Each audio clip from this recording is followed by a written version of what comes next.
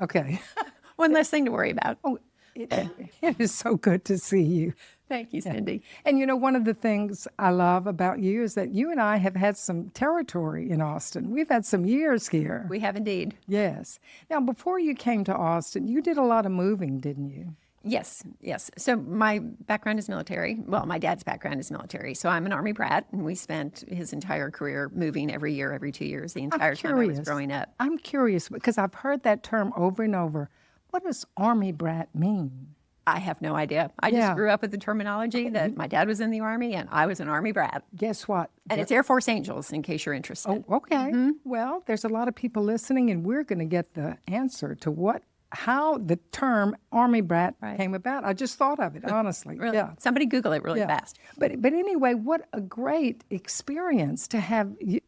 How many places did you live? Oh, I'd say growing up, I moved every year, every 2 years, the entire time I was growing up. I moved as a senior in high school from Virginia to Texas. Oh, did you? I did. Okay. Yes. So a handful, let's see, maybe 8 times, 9 times. Yeah. And where'd you go to school here? Duncanville.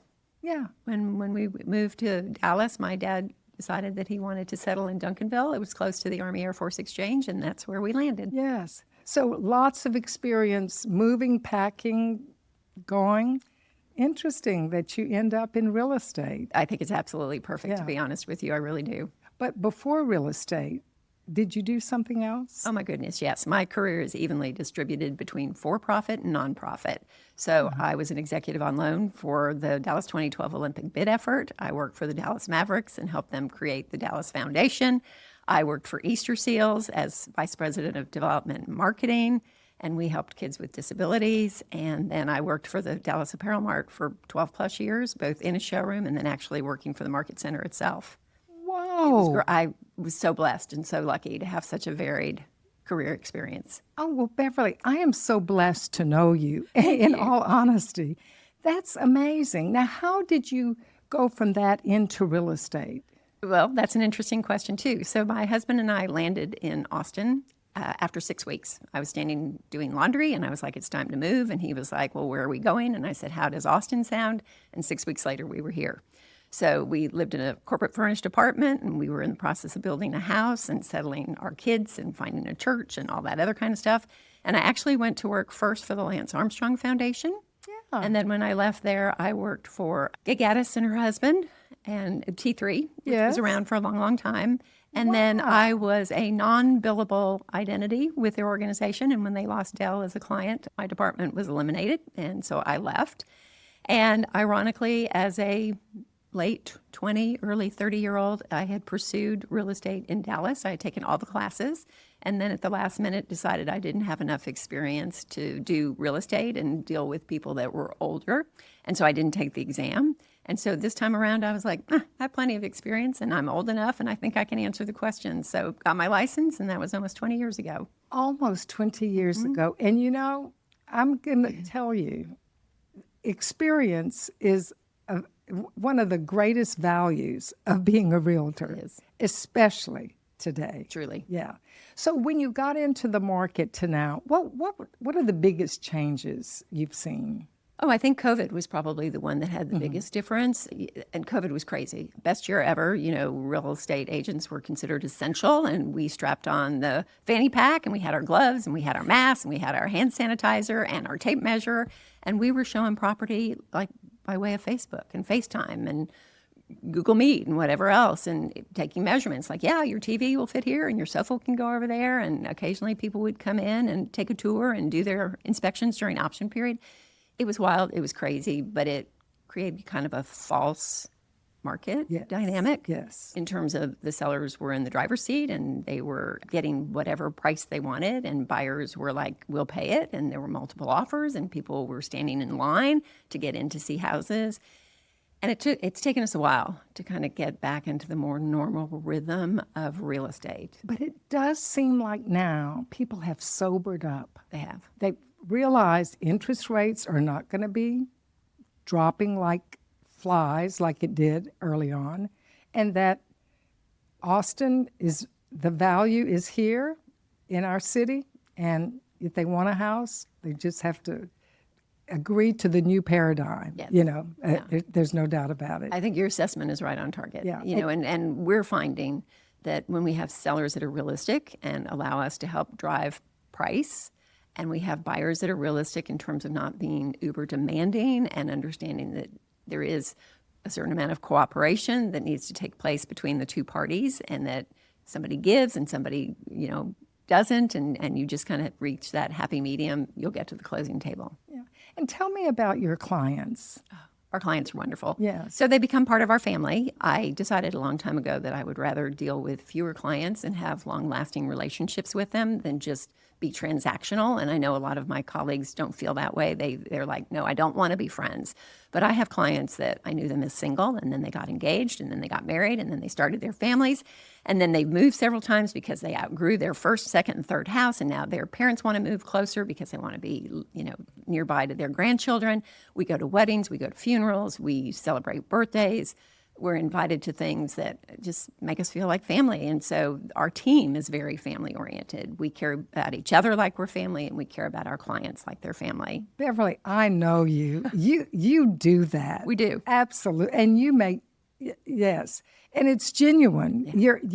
Your compassion and your care for your clients and for people it's very it feels good. Thank you. You're We want it to be genuine. Yes. We want it to be sincere. And I think our clients pick up on that. And, we're building our business on referrals. And so we're dealing with like people, which is wonderful.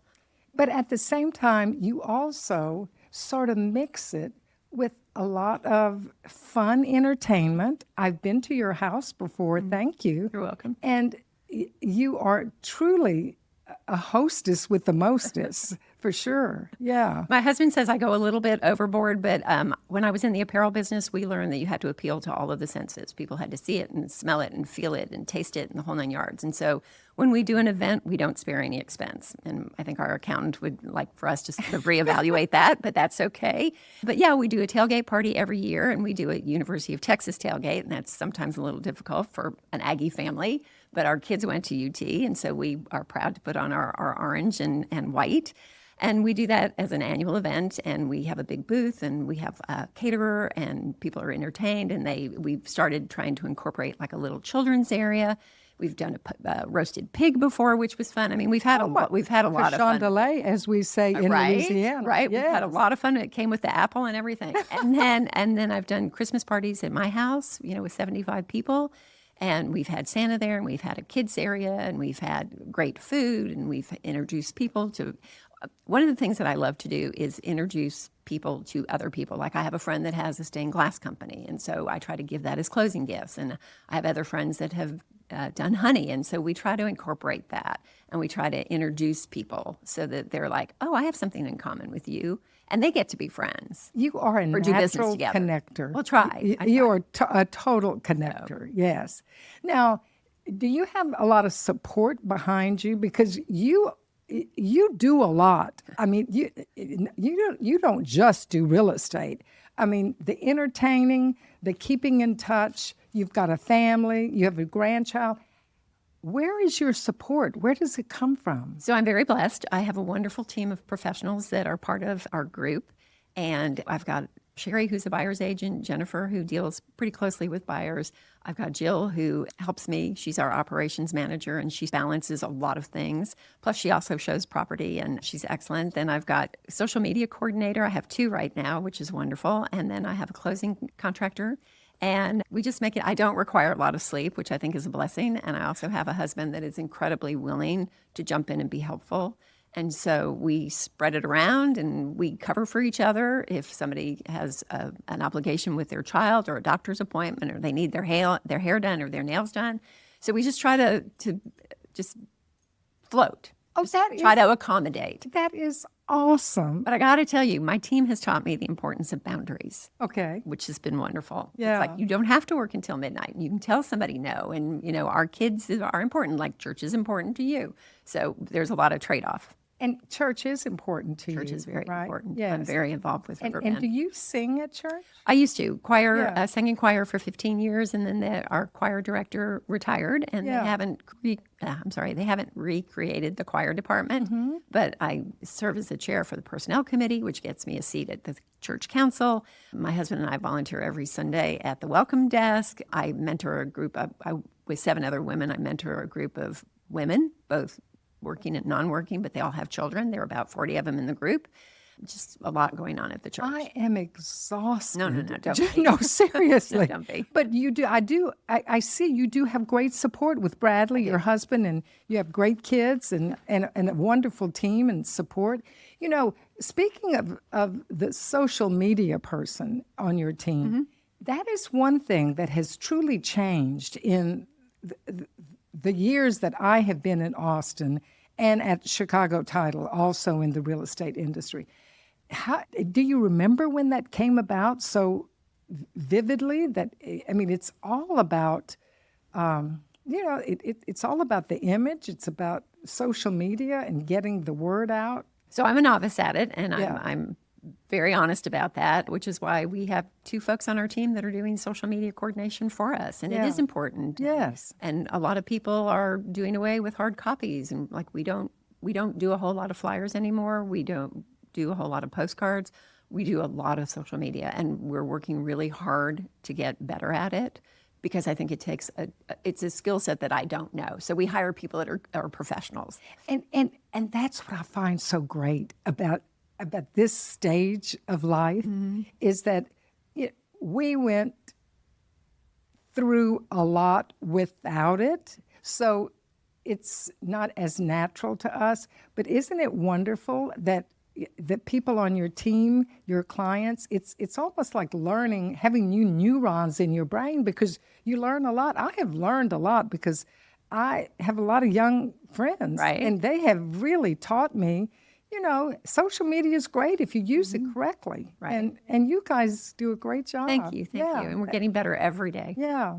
Now, I want to talk a little bit more about the tailgate. Okay. Because this is something you are really known for through your clients. I know they enjoy the tailgates that you and Bradley have put on through the years. And the fact that y'all went to A&M, Right. y'all are Aggies, Yes. and that y'all are so gung-ho, the Longhorns, it's just a beautiful mix. We once had a president of Chicago Title who was an Aggie and now a Longhorn, and LSU, Right. it's all. But sports are such a big thing They are. especially in Texas, in Austin. So tell me about the Longhorn tailgate came about because you have a lot of clients who are Longhorn fans, correct? Well, let me think about it. Candidly, I probably attended one of your Longhorn tailgate parties and Well, had a thank blast. you. And kinda Yes, I do remember that. We In should fact, do this. Yes. And so we did. The next time I saw one of the invitations from the tailgate company, I was like, sign us up. And, we had a discussion as a team, like which game do we think we would have a bigger audience? Yeah. And that's also kind of fun because I have a very young team. They're, in their late 30s, early 40s. And so Yes, I met them. I know, Yes, and I know. they're vivacious and they're fun and they're creative and high energy, and they have their own group of friends, and all of those folks are invited, and their clients are invited. So now it's kind of a mixture, and people have things in common, and they have a lot of fun. And so, we used to go all out. We used to have. What do you call it? Cornhole or cornhole or whatever. We used to have yes, we used to yes. bring all of those games, and finally we were like, forget it. It's the game, and having the TVs and making sure that people are visiting and that the food is great. If you serve great food, that's great. And we tell people put in now. We're already thinking about next year. We'll probably do the Florida game in October when it's cooler. So we put it on people's calendars really early. And just say, come and bring your friends. We want people to bring their friends. And we have so many stories about this last one. We did an international beer and we went through 3 taps that wouldn't work. And so we had to favor not bottles, but cans of beer. And then one of our clients was like, I think I can fix this. He was an engineer. And so he took somebody's screw cap and maneuvered it. And all of a sudden the tap was working. Oh, that's right. The stories that come out when you are actually interacting with people is wonderful. By the way, I have a little something for you. Let me see where For one of the games next year, I thought, you're torn a lot because You're so funny. you can, you can That's really wear funny. long pants and you can, Right. you can have these Aggie Thank you. socks. Thank you. That's wonderful. And then, of course, Thank you.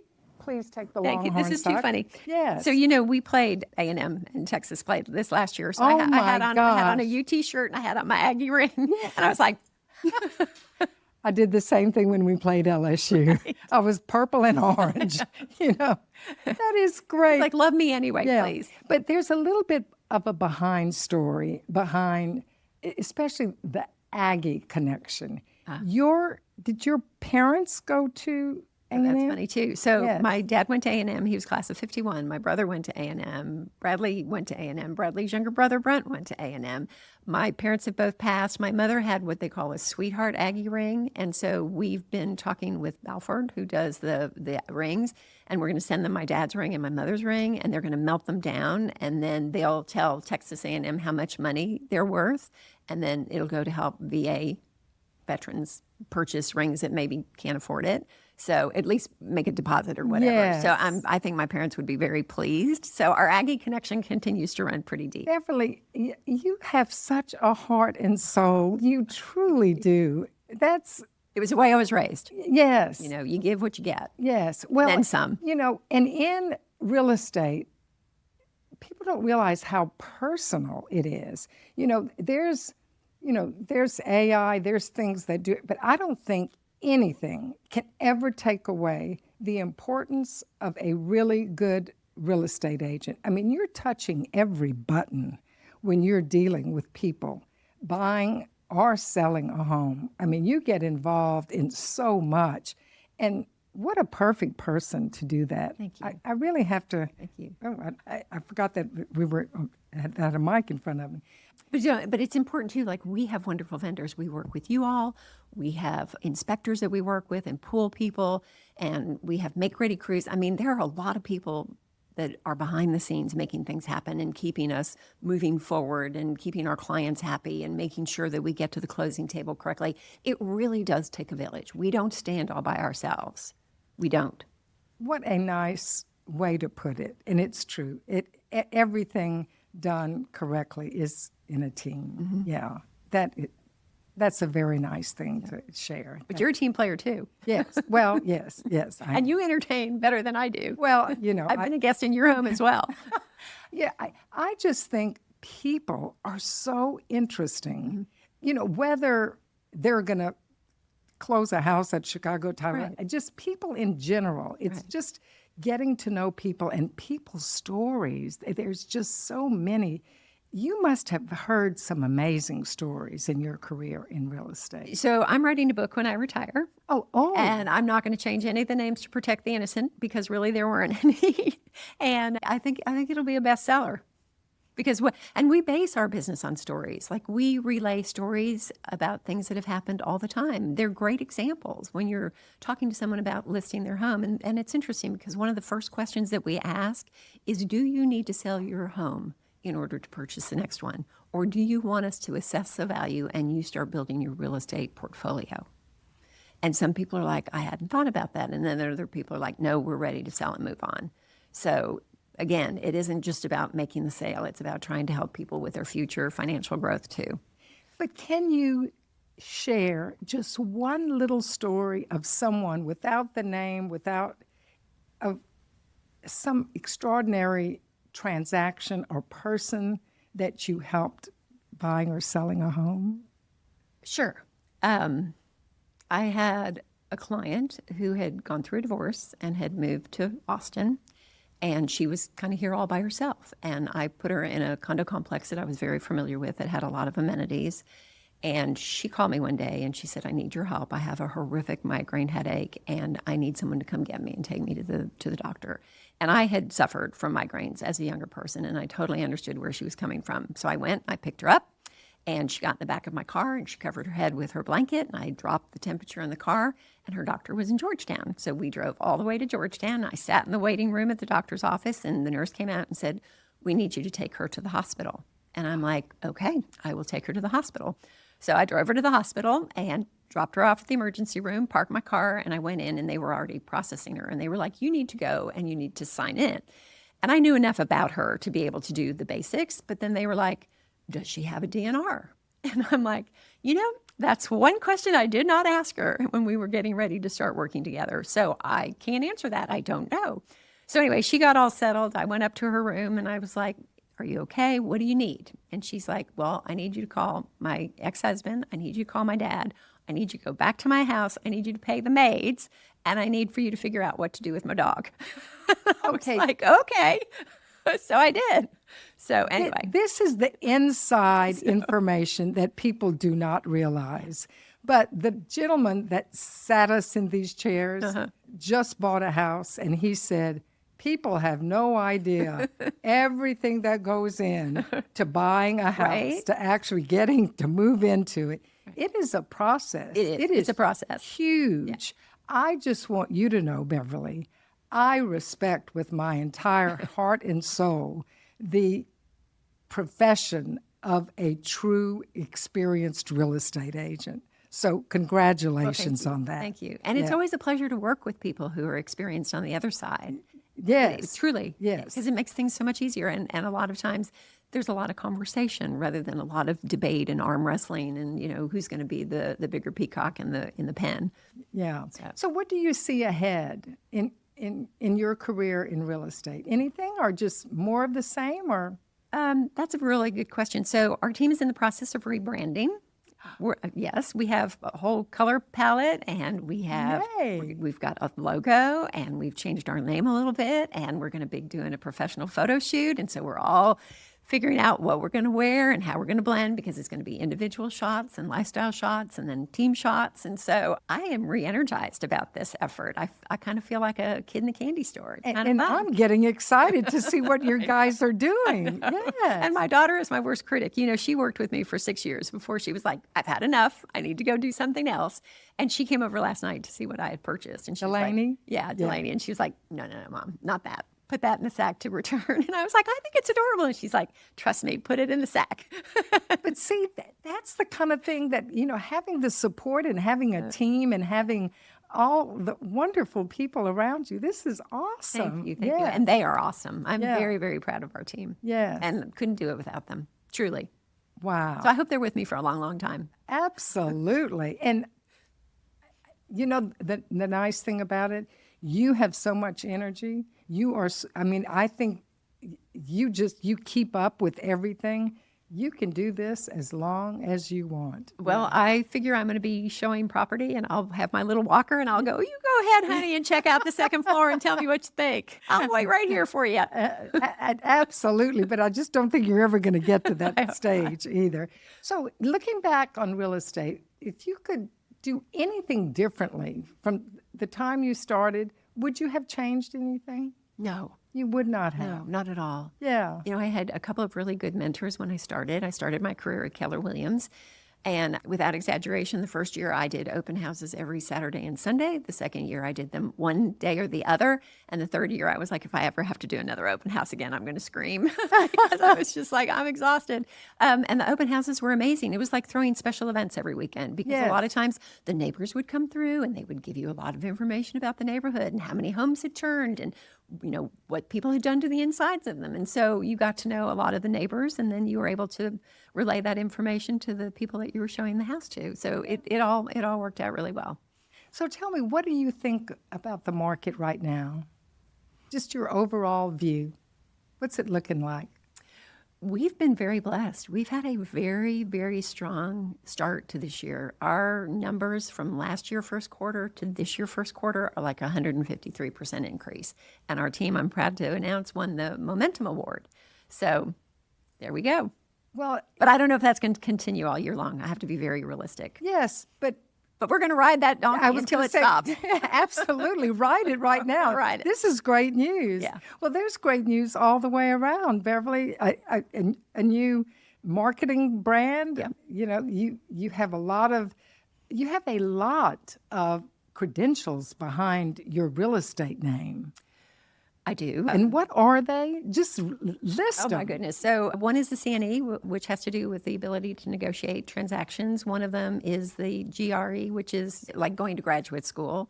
I have a buyer's representative, the letters, and I think there's, I'm part of the luxury network. So. Yes. You are just, you embody the quintessential phenomenal real estate agent. Well, you you're do, kind. You're kind. Beverly Williams. Yes.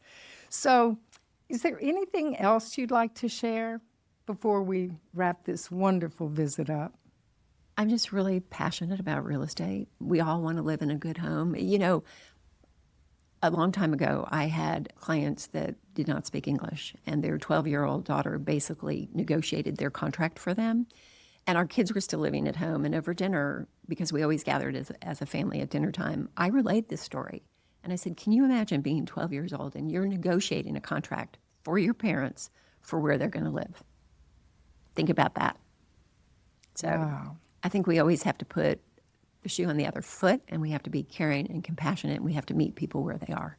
Oh, And I think that's really important. thank you for saying that. That is so beautiful. So, in real estate today, do you notice anything different about people maybe sharing real estate? Does that come up, like two people buying a house because maybe in Austin it's a little expensive? Oh, that's a good question. Are ways to make money on houses? Well, we have done a lot of business with investors. We have one in particular who's just awesome. He buys houses and he puts a lot of effort and a lot of energy and a lot of money into making them really nice. And then we've been doing quite a few transactions with him, and we paid a stage and the professional photographs, and we try to help with accurate pricing. And he wants the house to reflect that he's put a lot of effort into it, and he wants the people who move into it to feel like he was more than just an investor. He was more than just flipping that house, that he wanted families to create their own stories. So I think that's remarkable. Yes. He's a man of great character. I like him a lot. Well, today when I interact with, I am so blessed to interact with a lot of younger people, and I know you love that too. It does give us an extra little spark, and we learn so much. Always. And so what I learned, because I share information with them about, honey, don't get the Starbucks every day. Don't buy the big car. Don't go on the big vacations. Invest and hold on to your money to invest in a property, even if it's not like your dream home. Get into a property. And I've seen, what I've observed, I'm just going to share this with you, is that some of them actually take me up on it, and they do buy a little bungalow somewhere that's not in the center of Austin. It may be, like further out. And they do things like, of course, Airbnb, but they do peer space. They do, or they share a room, or they have ways to make their property taxes and pay the note on their house. I've seen that. I've just seen that a lot. Now, this is not a family going into a house with a school. This is just kind of a side thing that I see emerging in the real estate market, is that people buy a house, but they also utilize it to make income and share it. I think your point is well made. Like Jill right now has a client that would like to spend some time living and working in Mexico. And so she's challenged Jill with, here's my home and it's fully furnished. See if we can find somebody that would be interested in leasing it. Yes, So exactly. Yeah. There is some real creativity taking place right now. Real estate is awesome. It is awesome. What is truly your magic power in real estate? What if you have to pick one thing? What is that magic power? I think one, listening, like really listening, and then I think two, giving your clients 110, 120% every single transaction, regardless of if $250,000 house or a $2 million house. They all should require the same amount of effort and energy and enthusiasm and excitement about the end result. Yes, you are a listener, Beverly. I've seen you in action. Yes. I try.